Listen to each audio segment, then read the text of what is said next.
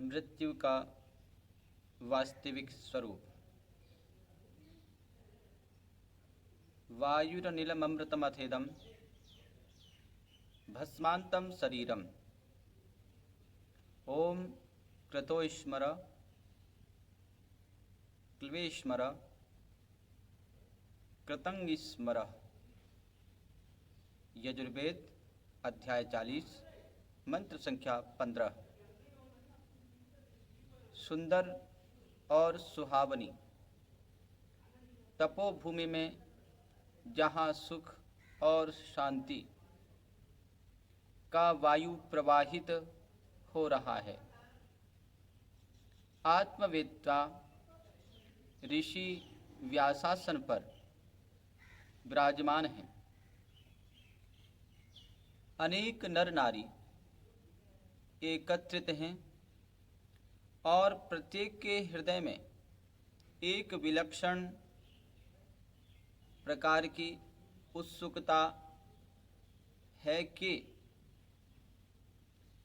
आज वे प्रश्नों के प्रश्न, जगत के महत्वम प्रश्न, मृत्यु के संबंध में एक ऐसे महापुरुष से कुछ सुनने का सौभाग्य प्राप्त करेंगे,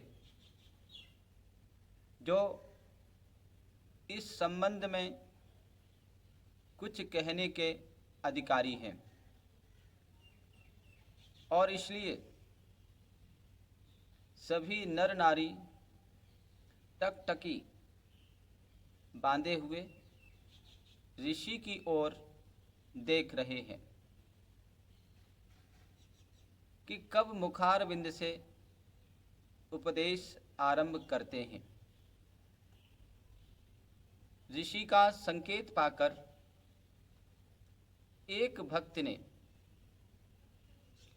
भाव भरे हृदय से गीत आरंभ किया। दुख दूर कर हमारा संसार के रचैया, जल्दी से दो सहारा, मझधार में है नैया। तुम बिन कोई हमारा रक्षक नहीं यहाँ पर, ढूंढा जहान सारा तुम सा नहीं रखैया। दुनिया में खूब देखा आंखें पसार करके, साथी नहीं हमारा माँ बाप और भैया।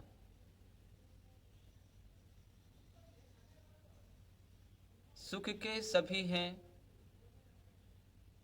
साथी, दुनिया के मित्र सारे, तेरा ही नाम प्यारा, दुख दर्द के बचैया। चारों तरफ से हम पर गम की घटाएं छाई, सुख का करो सवेरा, दुख रात्रि के मिटैया।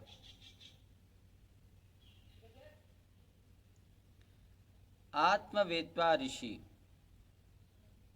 ने अपने मौन को तोड़ा और सत्संग में उपस्थित नर नारियों की उत्सुकता को अनुभव कर वेदोपदेश प्रारंभ किया। देवियों और सज्जनों, इस वैदिक शांति कथा के क्रम में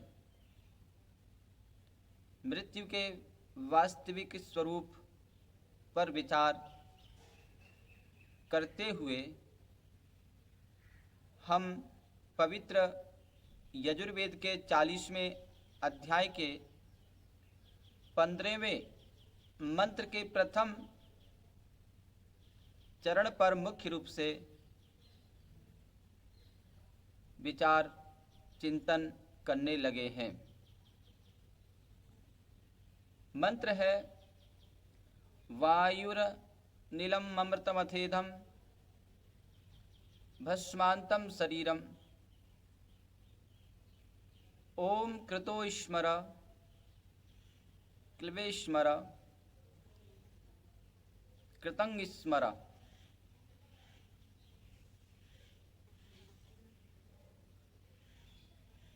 अमृतमयी वाणी में वेद माँ उपदेश करती है, यह जीवन दो के संयोग का नाम है।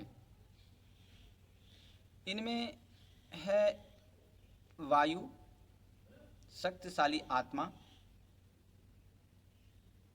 यह है अनिलम अपार्थिव अभौतिक, और अमृतम अमर शाश्वत।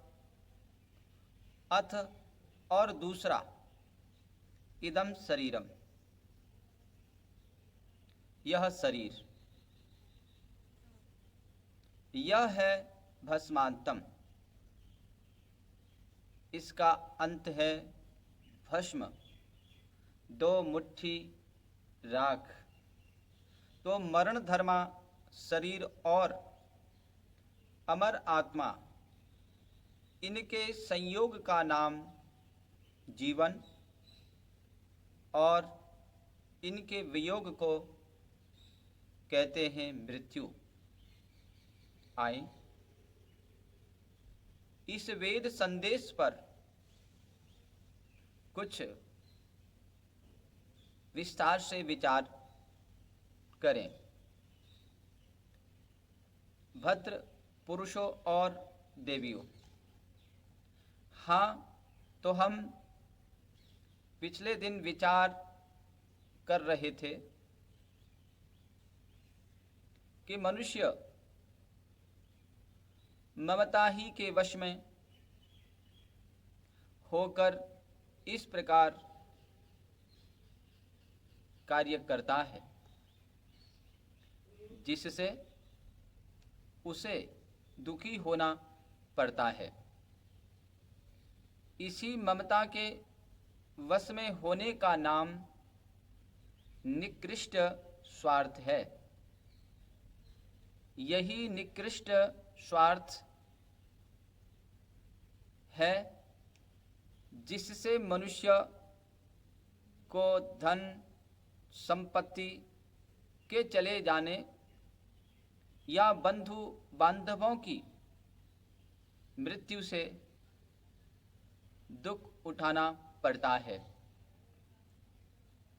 इसके सिवा एक बात और भी है, यदि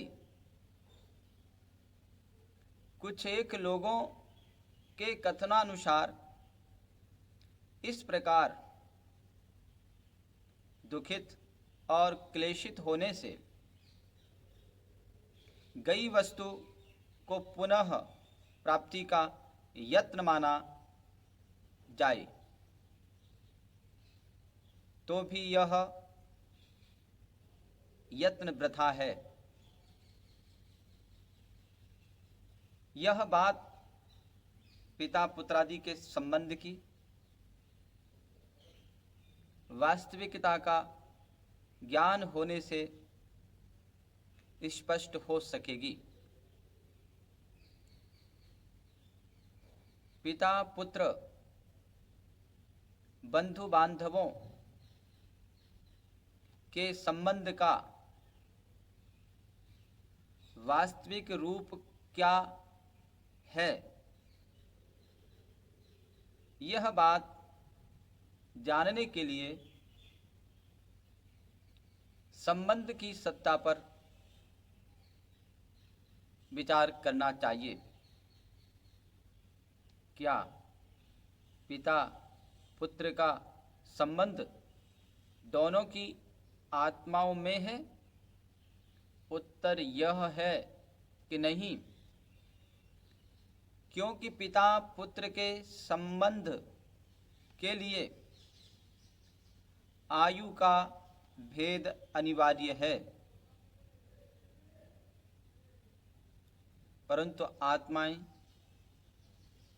सब एक सदृश नित्य हैं। उसका न आदि है न अंत है। इसलिए यह संबंध आत्माओं में आयु का भेद न होने से नहीं हो सकता। फिर क्या यह संबंध शरीर और शरीरों में है? नहीं, यह भी नहीं हो सकता, क्योंकि मरने के बाद भी शरीर बाकी रहता है, परंतु कोई उसे पिता या पुत्र समझकर घर में नहीं रखता, किंतु शरीर से आत्मा के निकलते ही जब उसकी संज्ञा शरीर से सब हो जाती है, यथासंभव शीघ्र दाह करने की चेष्टा प्रत्येक किया करता है। यदि शरीर ही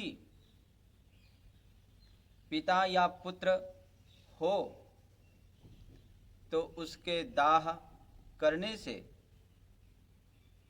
पिता पुत्र के घात का पाप दाह करने वालों को होना चाहिए, परंतु ऐसा नहीं होता, किंतु सबका दाह कर्तव्य और पुण्य बतलाया गया है। अतः यह स्पष्ट है कि पिता पुत्रादि का संबंध न तो केवल आत्मा आत्मा में है और न केवल शरीर में, फिर यह संबंध शरीर और आत्मा के संयोग होने पर स्थापित होता है और वियोग होने पर टूट जाता है। आत्मा और शरीर के संयोग का नाम ही पिता पुत्रादि हुआ करता है। एक गृहस्थ के घर में पुत्र का जन्म होता है। इस जन्म होने का अर्थ क्या है? शरीर और आत्मा का संयोग, इसी संयुक्त द्रव्य का नाम ही पिता पुत्रादि हुआ करता है। तो इस संबंध के टूट जाने पर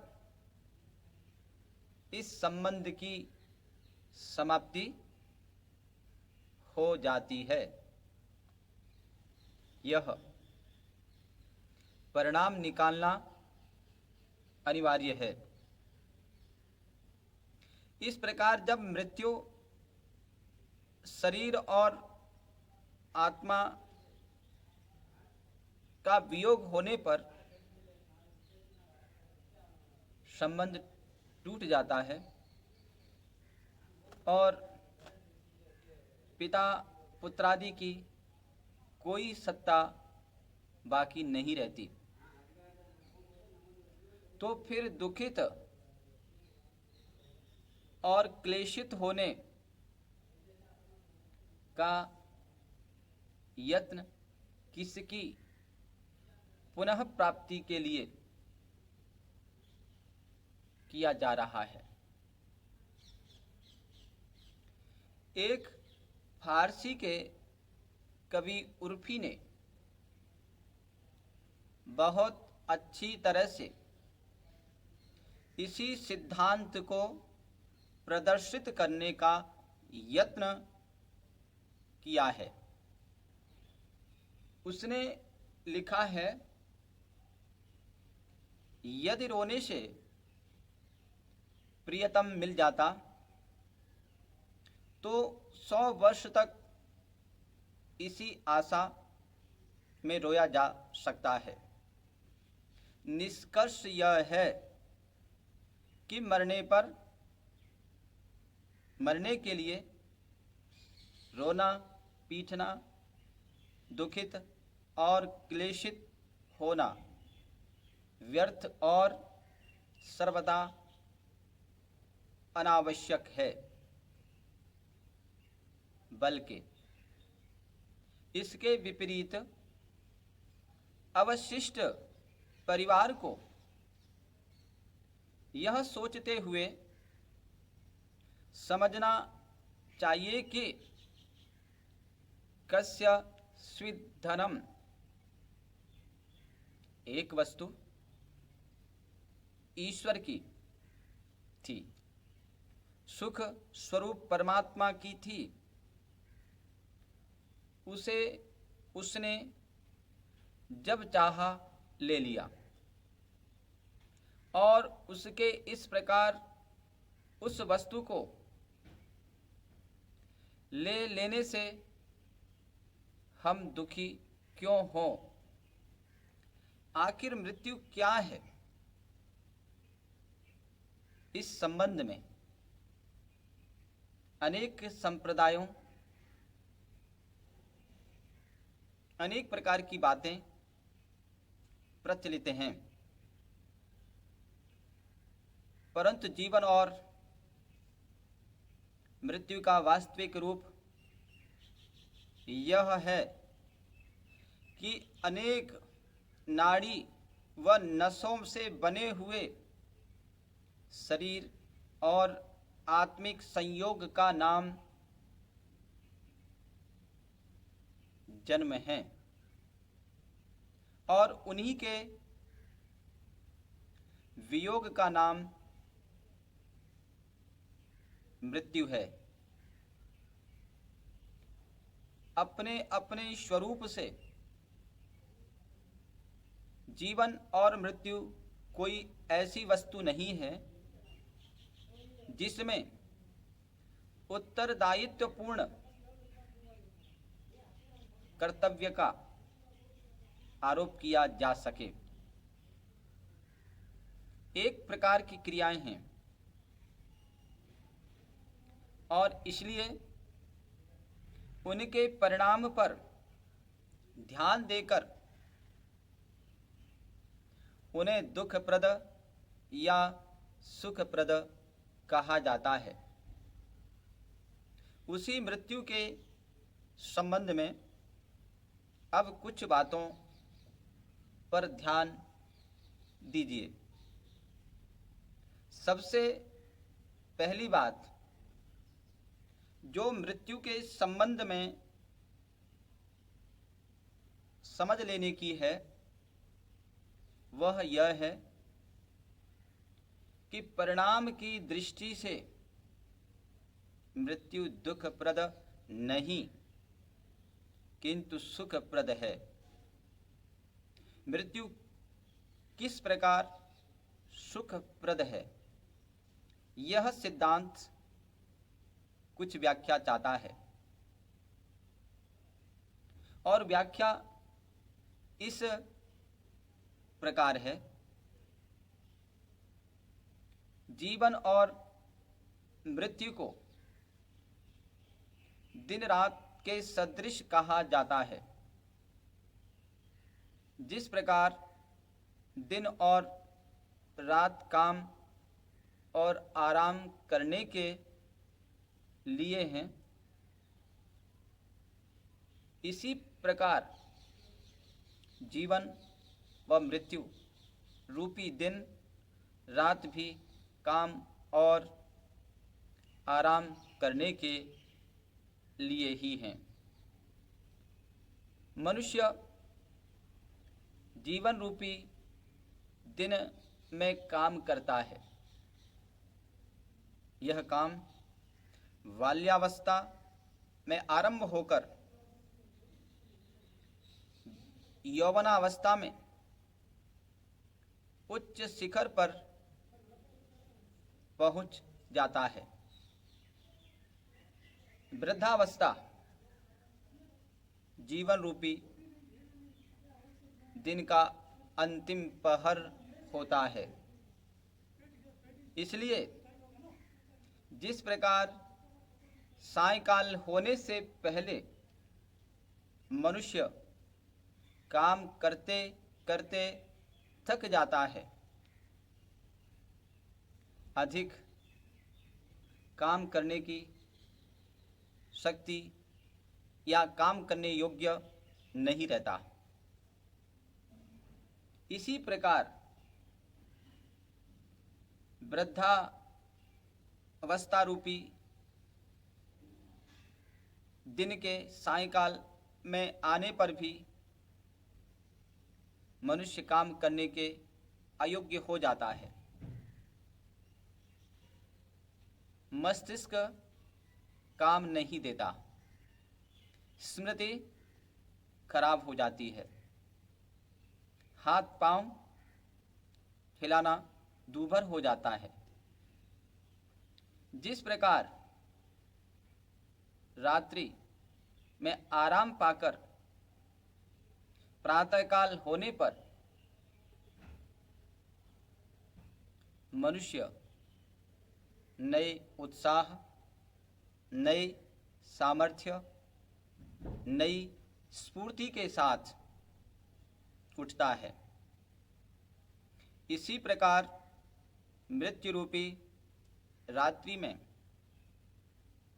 आराम पाकर मनुष्य जीवन रूपी दिन के प्रातः काल रूपी बाल्यावस्था में नए उत्साह, नई शक्ति, सामर्थ्य और नई स्फूर्ति के साथ उत्पन्न होता है। जहाँ बुढ़ापे में हाथ पांव हिलाना मुश्किल था, वहाँ बाल्यावस्था में इसके सर्वदा विपरीत है। यहाँ बाल्यकाल में सामर्थ्य की इतनी बहुलता है कि बालक को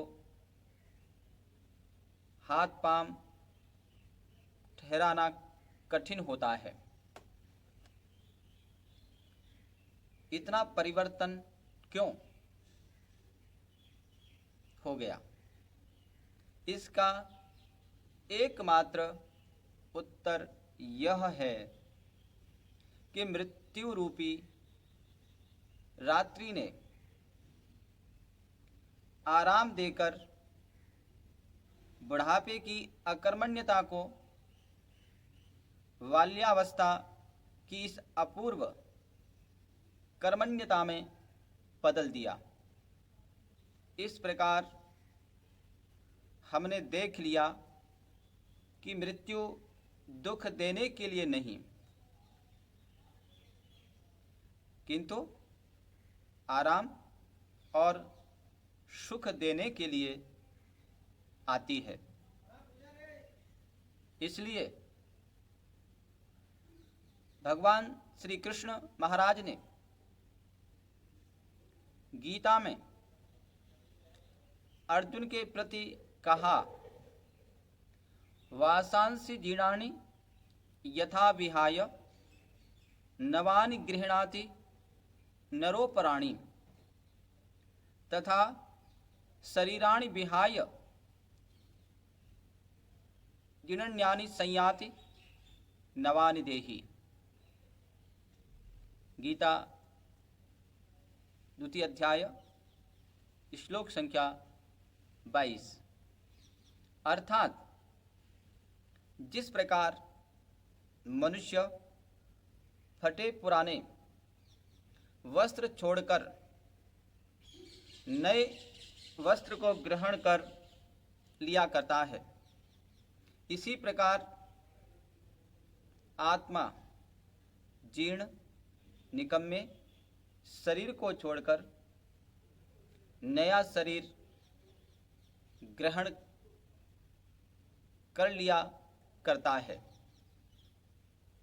भला कभी किसी को देखा ना सुना है कि पुराने वस्त्रों को छोड़कर नए वस्त्रों के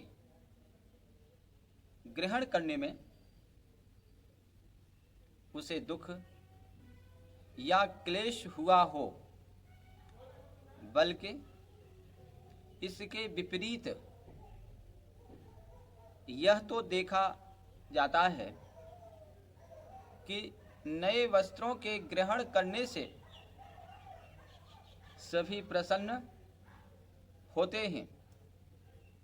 फिर भला आत्मा निकम्मे और जर्जरित शरीर को छोड़कर नए और पुष्ट शरीर के ग्रहण करने में अप्रसन्न और दुखी किस प्रकार हो सकता है। इसलिए यह सिद्धांत कि मृत्यु दुखप्रद नहीं अपितु सुखप्रद है, उचित और ग्राह्य है। देवियों और सज्जनों, बद्ध पुरुषों, मरने वाला व्यक्ति यह तो अनुभव करता है कि यह काया रूपी वस्त्र छिने जा रहे हैं, पर अज्ञानवश यह भूल जाता है कि इसके बदले एक सुंदर तथा नया शरीर भी मिलने जा रहा है। यही उसके और अवशिष्ट संबंधी जनों के भी दुख का कारण है। कविवर रविंद्रनाथ अपनी कृति गीतांजलि के एक गीत में लिखते हैं, माता जब शिशु को दाएं स्तन से हटाती है तो बच्चा चिल्लाने लगता है, पर अगले ही क्षण जब बाएं स्तन से सिपटा लेती है तो उसे शांति मिलती है। यही तो करती है हमारी वात्सल्यमयी विश्वधात्री माँ। हम भी बालक की भांति एक जीवन रूपी स्तन छिन जाने पर रोते चिल्लाते हैं, पर अज्ञानी बालक यही नहीं जानता कि यह स्तन तो करुणामयी माँ ने इसलिए छुड़ाया है कि अब उसमें बालक के लिए रस अर्थात दूध नहीं रहा। माँ का उद्देश्य बालक को दूध से वंचित रखने का नहीं था, अपितु दूध का नया भंडार देना था। बिना पुराने से छुड़ाए नया देना कैसे संभव था। पंडित बुद्धदेव जी विद्यालंकार मस्ती से गाया करते थे। दे उजले ले राख पुराने। यहाँ आप पूछ सकते हैं कि आपका उपदेश तो उत्तम और ग्राह्य है, परंतु जब क्रियात्मक जगत पर दृष्टि डालते हैं तो बात इसके सर्वथा विपरीत मालूम होती है। एक कुष्ठ रोग पीड़ित प्राणी जेल खाने में कैद है। रोग की पीड़ा भयानक रूप धारण किए हुए है। रोगी के शरीर से रक्त और रस निकल कर प्रवाहित हो रहा है। बंदी होने के कष्ट भी साथ ही साथ भोगने पड़ते हैं। किसी प्रकार का उसको सुख नहीं है, किंतु जीवन क्लेश और दुखमय बन रहा है। स्पष्ट है कि यदि वह